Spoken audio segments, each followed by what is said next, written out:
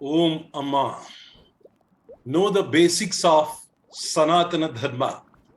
Episode 11. Reincarnation. Are we born again after death? This is the question we will be discussing in detail today at length. Dear friends, the basic tenet of Sanatana Dharma is the doctrine of reincarnation.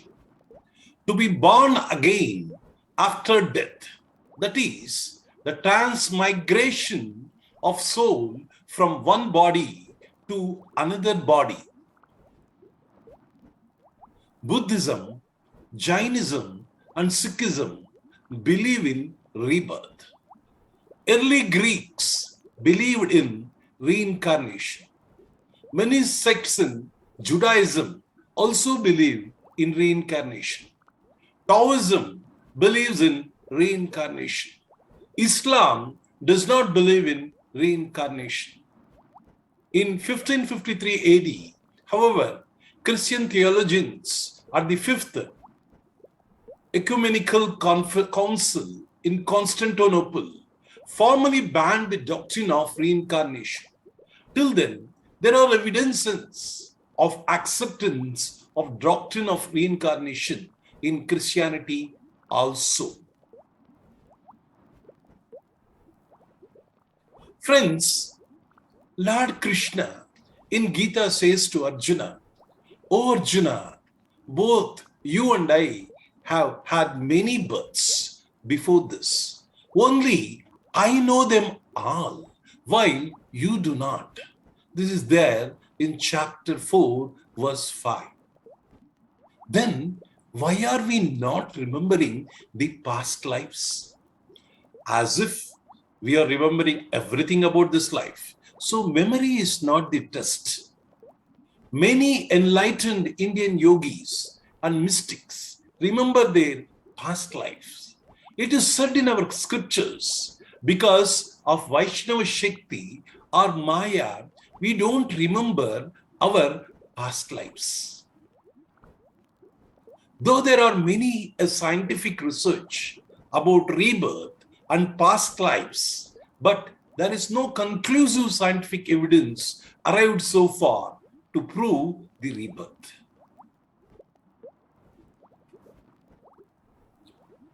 These remain as unanswered questions. With some, though we meet them for the first time in life, we feel attraction or repulsion. How to explain this? There are many a child prodigy exhibiting talents at very young age. Some people recall their past lives, which are not coincidence or accidents, but proved correct. If everything in the creation is cyclic, then birth, life, and death can also happen in cycles. These remain as unanswered questions. Only doctrine of reincarnation can give a better explanation. Dear friends, birth, childhood, adolescence, youth, middle age, old age, and death and rebirth happens to you or to your body. Please think, which is undergoing the change? It is your body or you? Scriptures say, you are not the body, you are the Atman, the conscious witness of the change. You don't undergo any change, but you witness the change. It is the body that is undergoing the change. Let us go deep into this. In Gita, Lord Krishna says to Arjuna, in 2nd chapter, Nainam chindanti shastrani, nainam dahati pavakaha, na chainam kletayantyapo, na shoshayati maruta. Weapons do not cut it. Fire does not burn it. Water does not wet it. And wind does not dry it. It is Atman. This is what Krishna says to Arjuna. He further says, the Atman never takes birth and never dies at any time, nor does it come into being again when the body is created. The Atman is birthless, eternal, imperishable, and timeless, and is never destroyed when the body is destroyed. Here comes the question. If Atman, the inner self, all-pervading consciousness, is eternal, without birth and death, then who is taking births? Who is getting transmigrated from one body to another body? This question comes to us immediately. Dear friends, Sanatana Dharma says, we don't have a single body, but we have 3 bodies with 5 layers as a personality.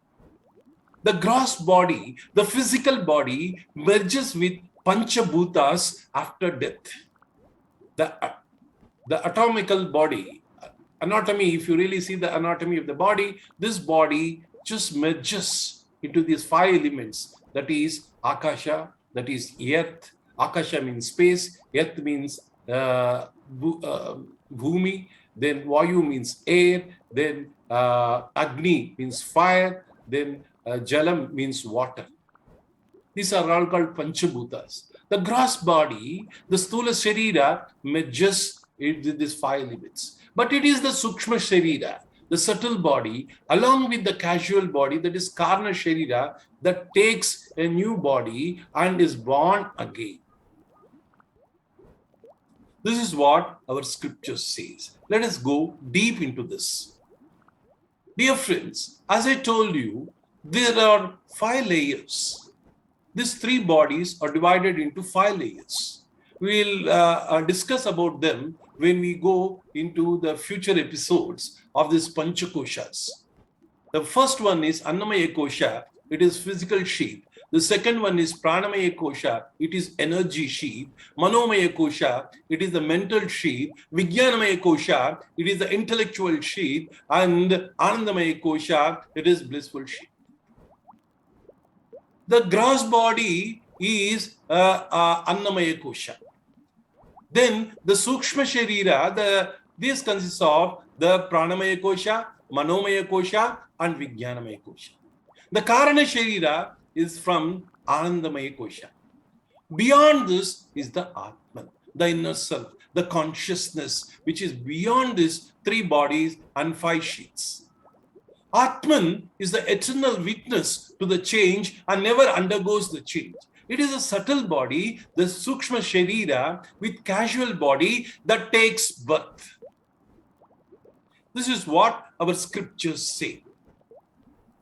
Krishna in Bhagavad Gita says, Vasamsi jidnani yata vihaya, navani gruhnati naroparani, tata sharirani vihaya jidna, nyanyani samyati, navani dehe.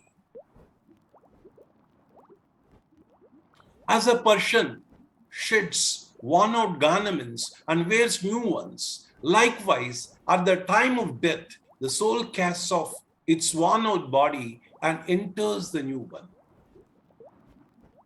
What do you mean by soul here? The soul means the Sukshma Sharira and the Karana Sharira. This is what takes the new body, the new garments, the new clothes. Let us give a modern example to this. Now we all know about cell phones. Like how we change the SIM card from one phone to another, the Sukshma Sharira undergoes the change. Sthula Sharira is the cell phone. Sukshma Sharira is the SIM card. Karana Sharira is the data in the SIM card. This is just an example to make us understand about the Sthula Sharira, the Sukshma Sharira, and the Karana Sharira. Again, I repeat, Sthula Sharira is the cell phone, Sukshma Sharira is the SIM card, Karana Sharira is the data in the SIM card. So this SIM card, we change it from one cell phone to the other cell phone, dear friends. Now, in Brihadaranyaka Upanishad, there is a beautiful example. Just as a caterpillar which has come to the top of a blade of the grass, draws itself over to a new blade, so also does the soul draw itself over to the new body after it is put aside the old body. That is what the Brihadaranyaka Upanishad says about the rebirth. There is one more example in a Upanishad that is given here. Just as the goldsmith, having taken a piece of gold, makes another form, new and more beautiful, so also verily the Atman, having cast off this body, having put away avidya or ignorance, make another new and more beautiful form. This is what the Upanishads talk about the rebirth. Friends, let us understand more in detail about the process of rebirth.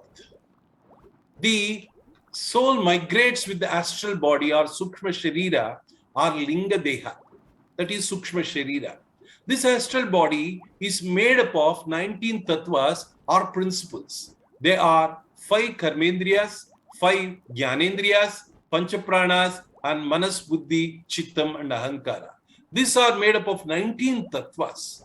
The subtle body moves with this, along with the casual body that carries all sorts of samskaras, impressions, and vasanas or tendencies of individual soul along with the casual body.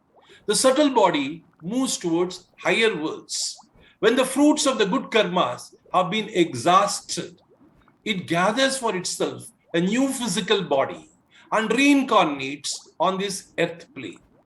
Those whose conduct has been good attain good births. Those whose conduct has been evil are thrown into sinful wombs or lower births.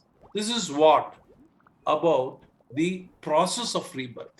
Higher worlds, we have Devaloka, Devayana, and Pitrayana.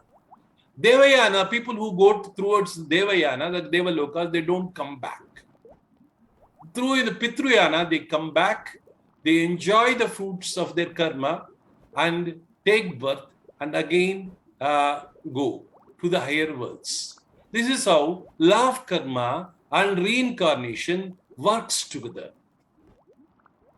Swami Sivananda says beautifully, the chain that ties you to this wheel of samsara or bhava chakra or round of births and deaths are your desires. So long as you desire objects of this world, you must come back to this world in order to possess and enjoy them. But when all your desires for the mundane objects cease, then the chains are broken and you are free. You need not take any more births. You attain moksha, or final emancipation, says Swami Sivananda. Amma says, death is not complete annihilation. It is a pass. It is like pressing the pause button on the tape recorder in the middle of a song. Sooner or later, when pressed again, the pause button is released and the song continues. Death is only a period of preparation before the start of another life. Amma says further, life and death are two major events in life, two intense experiences. Once you realize that birth and death are neither the beginning nor the end, life becomes infinitely beautiful and blissful, says Amma. She says, only those who have enough depth, who are fearless, who are constantly in state of awareness, a state of absolute wakefulness, are able to consciously experience the bliss of death, says Amma. Om Lokaha Samastaha Sukhino Bhavantu. Om Shanti Shanti Shanti.